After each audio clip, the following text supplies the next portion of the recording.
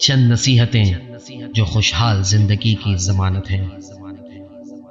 دن کا آغاز نماز فجر، اذکار اور توکل علی اللہ سے کریں۔ گناہوں سے مسلسل معافی مانگتے رہیں کہ گناہ بھی معاف اور رزق میں بھی اضافہ۔ دعا نہ چھوڑیں، یہ کامیابی کی کنجی ہے۔ یاد رکھیں، زبان سے نکلے کلمات لکھے جا رہے ہیں۔ سخت آندھیوں میں امید کا دامن کبھی نہ چھوٹے۔ انگلیوں کی خوبصورتی ان کے ذریعے تسبیح کرنے میں ہے۔ افکار اور غم کی کثرت میں کہیں لا الہ الا اللہ۔ روپے پیسے سے فقیروں کی اور مسکینوں کی دعا خریدیں۔ خشوع اور اطمینان سے کیا گیا سجدہ زمین و آسمان کے خزانوں سے بھی بہتر ہے، اس کی قدر کریں۔ زبان سے کوئی لفظ نکالتے ہوئے سوچیں اس کے اثرات کیا ہوں گے۔ صرف ایک لفظ بھی بعض اوقات مہلک ہو جاتا ہے۔ مظلوم کی بد دعا اور محروم کی آہ سے بچیں۔ اخبار و رسائل سے پہلے کچھ تلاوت قرآن کر لیں۔ آپ اپنی اصلاح کی فکر کریں، آپ کا گھرانہ بھی آپ کے راستے پر چلے گا۔ آپ کا نفس برائی کی طرف بلاتا ہے، اس کو نیکی میں لگا کر مقابلہ کریں۔ والدین کی قدر کیجیے، ان کو نعمت عظمیٰ سمجھیں، رضائے الہی کا قریبی سبب ہے۔ آپ کے پرانے کپڑے غریبوں کے لیے نئے ہیں۔ زندگی انتہائی مختصر ہے، غصہ نہ کریں، کسی سے بغض نہ رکھیں، رشتہ داریوں اور تعلقات کو خراب نہ کریں۔ آپ کو سب سے زیادہ طاقت والے اور سب سے بڑے مالدار کا ساتھ حاصل ہے۔ اللہ سبحانہ و تعالیٰ پر اعتماد کریں اور خوش رہیں۔ گناہوں سے اپنے لیے دعا کی قبولیت کا دروازہ بند نہ کریں۔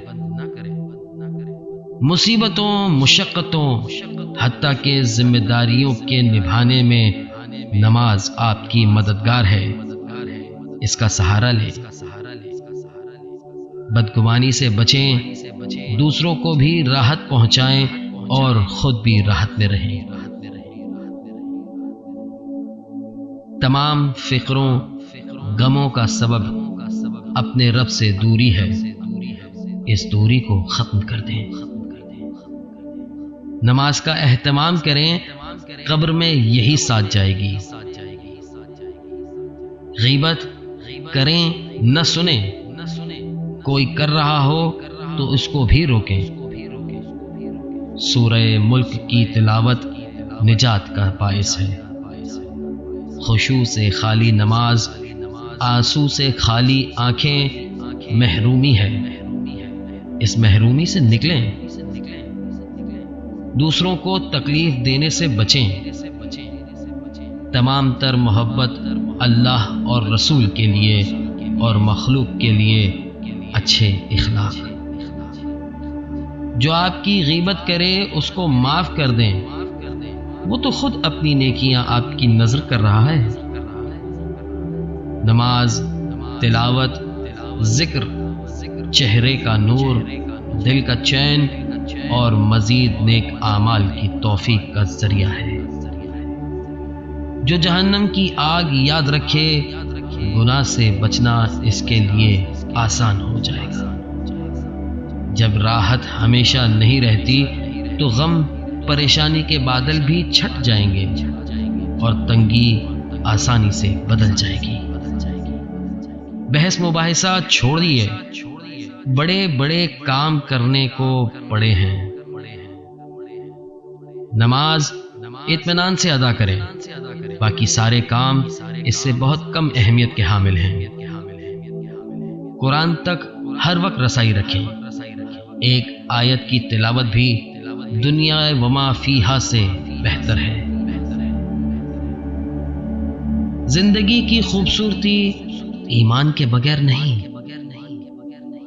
آخر مردہ یہ تمنا کیوں کرے گا کہ وہ واپس آ کر صدقہ کرے؟ اس لیے کہ وہ صدقے کا فائدہ دیکھ لے گا۔